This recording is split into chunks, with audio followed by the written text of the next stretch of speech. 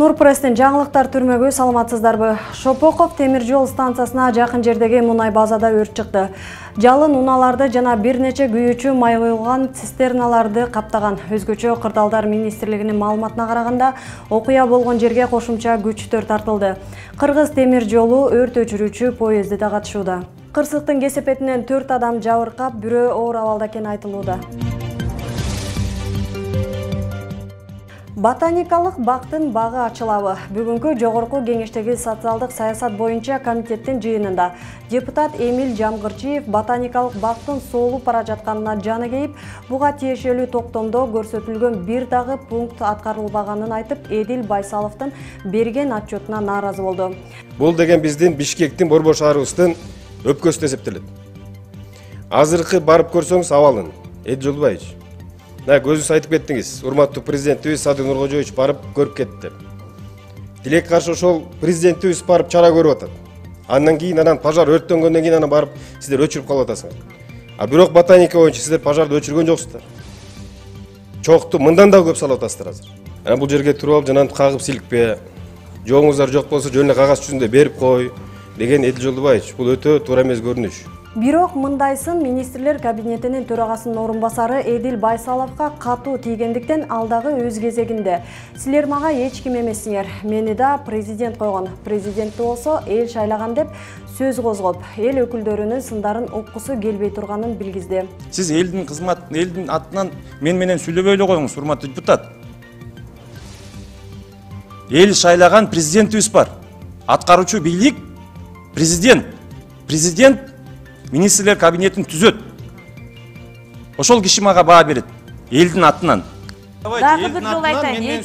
Эдил Жолдубаевич. Айсулуу Дөөлөтбековна. Угатасызбы? Элдин атынан биз сүйлөйбүз сизге. Эмнеге сүйлөй албайсыз? Мен президенттин өкмөтүндө иштейм. Эмне биз депутаттар сиз үчүн ким анда?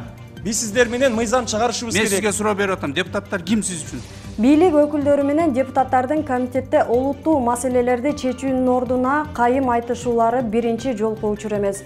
Акыркы күндөрү көнүмүшкө айланып бараткандыктан көпчүлүктүн кыжырын келтире баштады.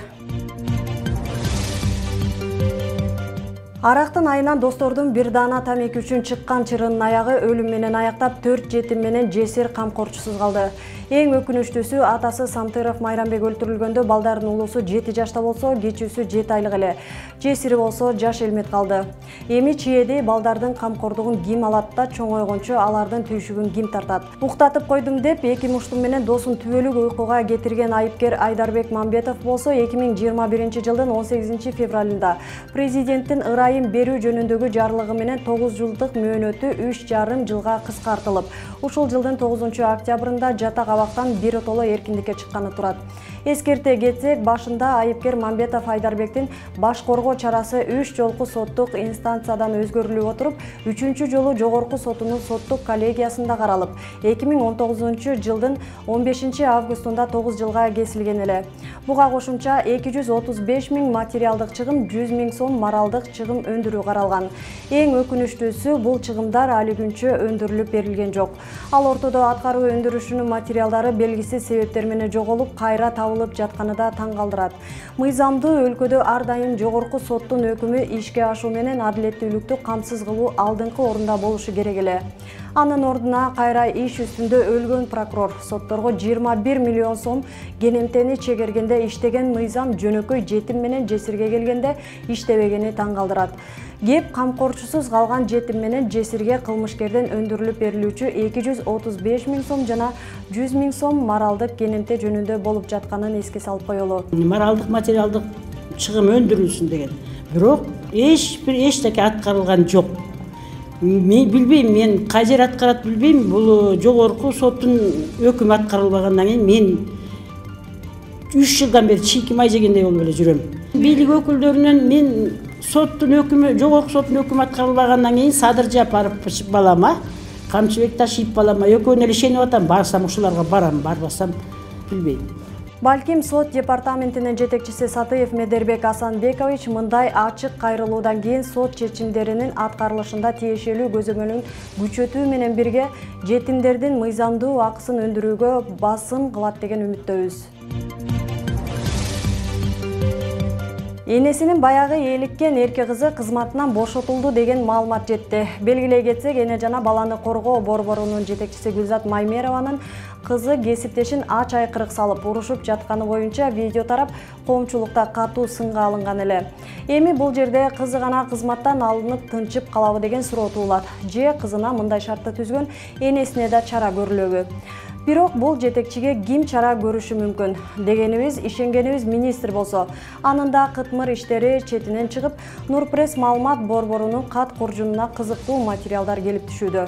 Буга чейинки берүүлөрүбүздүн биринде ушул саламаттык сактоо министрлигиндеги кадрдык башаламандыктар жөнүндө сөз болуп, ошто министрдин өзү менен соттошуп жаткан айым жөнүндө айтылган. Ал кызматкер эмгек өргүсүндө жүргөндө аны кызматтан кетирип, ордуна башка бирөөнү алып койгондуктан сотко арыз менен кайрылып, учурда сот териштирүүлөрү жүрүп жатат.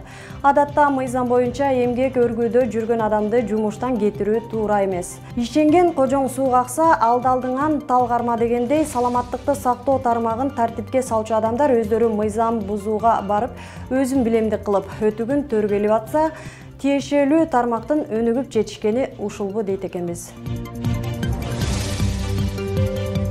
Тоолордогу мөңгүлөр өз убагында эрибегендиктен өлкөдө суу тартыштыгы күч алып, борбордогу жаңы конуштарга суу жеткирүү маселеси курчуса, бирде Чүй облусунун дыйкандарынын дагы айдоо аянттары сугаттан кургалуу маселеси кекиртектен алып турганда, депутаттар таза суу маселесин кабыргасынан коюп, Бишкек шаардык мэриясынан көйгөйдү ыкчам жана эффективдүү чечүүнү талап кылышты. Быйыл Токтогул кесиндеги суунун көлөмү жылдагыдан 2 миллиард куб метрге аз болгондуктан, кышында дагы энергетикалык көйгөйдүн жаралышын алдын алууну сунуштагандар дагы жок эмес.